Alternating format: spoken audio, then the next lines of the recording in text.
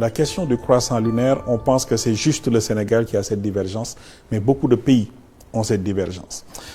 Ce qu'il faut retenir, c'est que si on ne parle que sur l'aspect technique, les mêmes éphémérides, c'est-à-dire prévisions astronomiques, les calculs, ainsi de suite, qui vous permettent de programmer des nuits d'observation, une éclipse. Quand il y a une éclipse, on l'annonce 1 an, 2 ans, 3 ans. Au moment où nous parlons, nous avons la carte, le calendrier des prochaines éclipses pour les 3000 ans à venir. C'est des choses qui sont là, c'est disponible. Et une éclipse, c'est quoi? C'est soit la Lune qui masque la lumière du Soleil, on a une éclipse solaire, ou c'est la Lune qui rentre dans l'ombre de la Terre. On a une éclipse lunaire. Donc, 3 astres qui tournent l'un autour de l'autre, et on arrive à calculer avec précision, dire que tel jour, il y aura éclipse. La conséquence, c'est quoi? Des gens prennent des billets d'avion 2 ans à l'avance pour aller suivre des éclipses en Nouvelle-Zélande, aux États-Unis, en Afrique, ainsi de suite. Pourquoi vous allez mettre de l'argent pour un billet d'avion, des réservations, si vous n'êtes pas sûr que ça va se produire comme les scientifiques l'ont prédit? C'est parce que c'est une précision qui est aujourd'hui chirurgicale. Mais c'est les mêmes calculs qui vous disent que tel jour la Lune sera à tel endroit. Et personne ne devrait pouvoir remettre cela en question.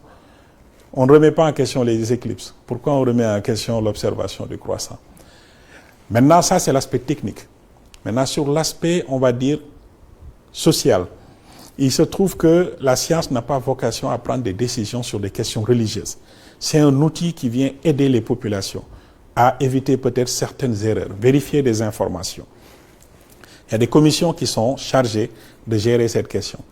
Et les commissions ont des critères. Une commission va dire nous observons sur la base de notre territoire national. Une autre commission dit nous observons partout à travers le monde. Ça fait déjà 2 critères qui sont extrêmement stratégiques.